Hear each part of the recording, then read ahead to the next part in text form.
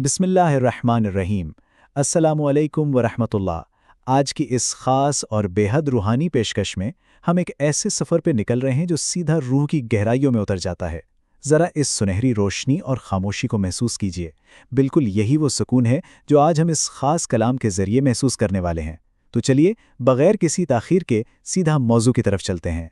सबसे पहले तो आपको बताते चलें कि ये मालूमात स्पिरिचुअल यूनिवर्सिटी पाकिस्तान के ताउन से पेश की जा रही है, और आज हमारी इस गुफ्तगू का मरकज़ कोई आम तहरीर बिल्कुल नहीं है।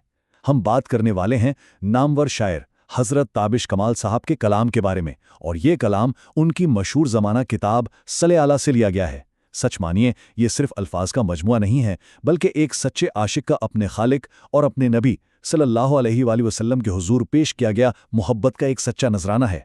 आइए हम इस किताब के असल सफ़हात की ज़ियारत करते हैं। आज हम खास तौर पर किताब सल्ले अला के पेज नंबर 15 और 16 को देखेंगे। और आपको मालूम है इस कलाम की सबसे खास बात क्या है? वो ये है कि ये हमदिया नातिया कैफियत का एक बहुत ही अनोखा और खूबसूरत संगम है। यानी इसमें रुबूबियत का जलाल भी साफ नजर आता है और बारगाह रिसालत की बेपनाह मोहब्बत भी। हम इन सफ़ात पर मौजूद हर एक अहम शेर को आज मिलकर समझेंगे। इस कलाम का जो उन्वान है ना, वो है लब्बैक। अब ज़रा इस एक लफ्ज़ की ताकत और इसके रूहानी वज़न को महसूस करें। लब्बैक का मतलब सिर्फ ये नहीं होता कि मैं हाजिर हूं, बल्कि ये दरअसल एक बंदे का अपने रब के सामने मुकम्मल तौर पर सरे तस्लीम खम कर देना है। ये इस बात का पुख्ता ऐलान है कि दुनिया की हर शय, हर फिक्र को पीछे छोड़कर अब मेरी तमाम तर तवज्जो सिर्फ और सिर्फ आपके हुजूर में है। तो बढ़ते हैं पहले हिस्से की तरफ, जो है रब्बानी जलाल और रहमत और रात का सन्नाटा।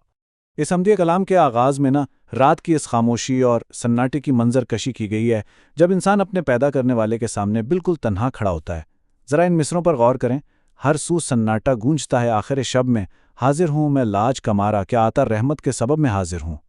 रात के आखिरी पहर जब हर तरफ एक पुरअसरार सी खामोशी होती है, तो इंसान को अपनी कमज़ोरी का शिद्दत से एहसास होता है। वो मानता है कि मेरे पास तो कोई ऐसा अमल है ही नहीं कि मैं इस दरबार में आ सकूं, अगर खड़ा हूं तो बस तेरी रहमत के सबब।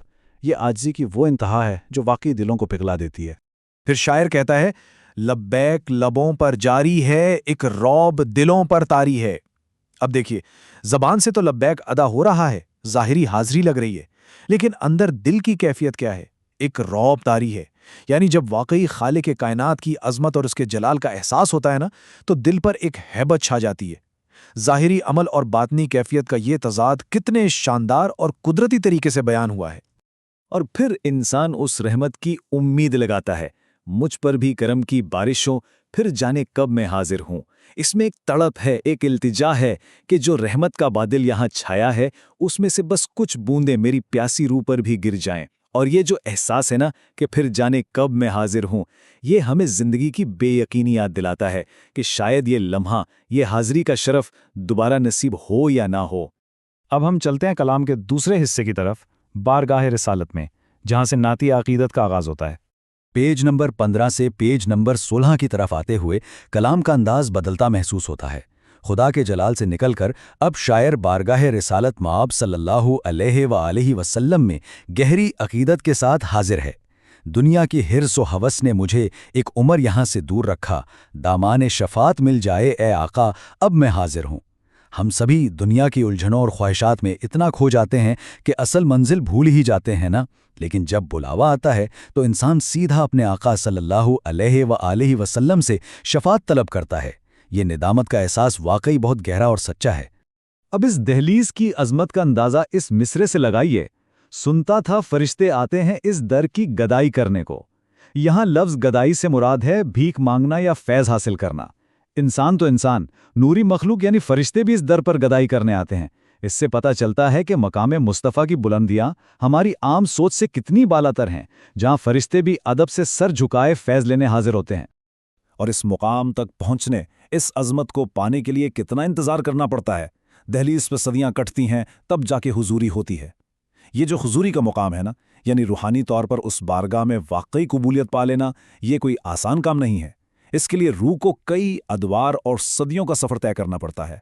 ये बहुत सब्र और सच्ची लगन का काम है। यहाँ से हम तीसरे हिस्से में दाखिल होते हैं, रहनुमाए तरीक़त अपने मुर्शिद कामिल को खराज तहसीन। देखिए, हर रूहानी सफ़र में एक रहबर की, एक मुर्शिद की ज़रूरत लाजमी होती है।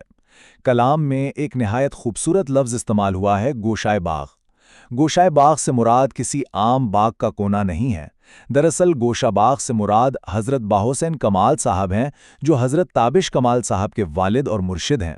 یہ اصطلاح اس بات کا عاجزانہ اعتراف ہے کہ شاعر کو جو بھی روحانی اور فنی کمال ملا ہے وہ اسی ذات اور اسی چشمے سے عطا ہوا ہے۔ آئیے ذرا اس شعر کی خوبصورتی کو دیکھتے ہیں۔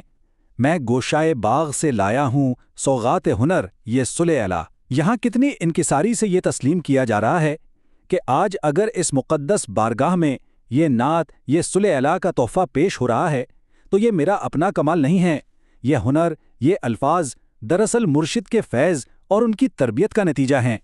یہ روحانی تسلسل اور ادب کی ایک بہت ہی شاندار مثال ہے۔ اور اب آتے ہیں اس کلام کے چوتھے اور آخری حصے کی طرف، جو ہے نقطۂ عروج، یعنی اس کلام کا مقام تحریر۔ اس کلام کی اتنی گہرائی اور روحانیت کو سمجھنے کے بعد اب ذرا اس بات پر غور کریں کہ یہ لکھا کہاں گیا تھا۔ پیج نمبر 16 کے بالکل نچلے بائیں کونے پر ایک بریکٹ میں واضح طور پر درج ہے حرم شریف میں لکھی گئی۔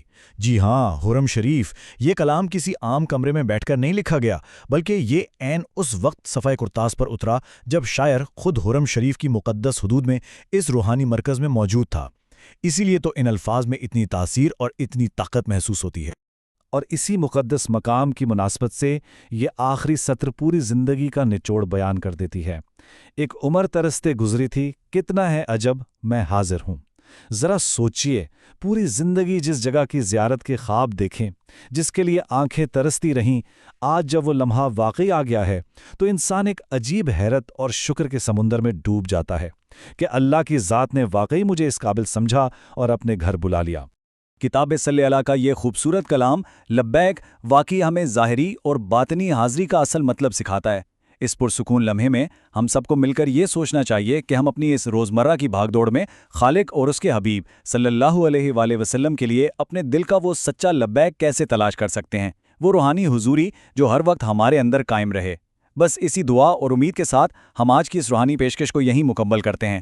اپنا بہت خیال رکھیے گا۔ اللہ حافظ۔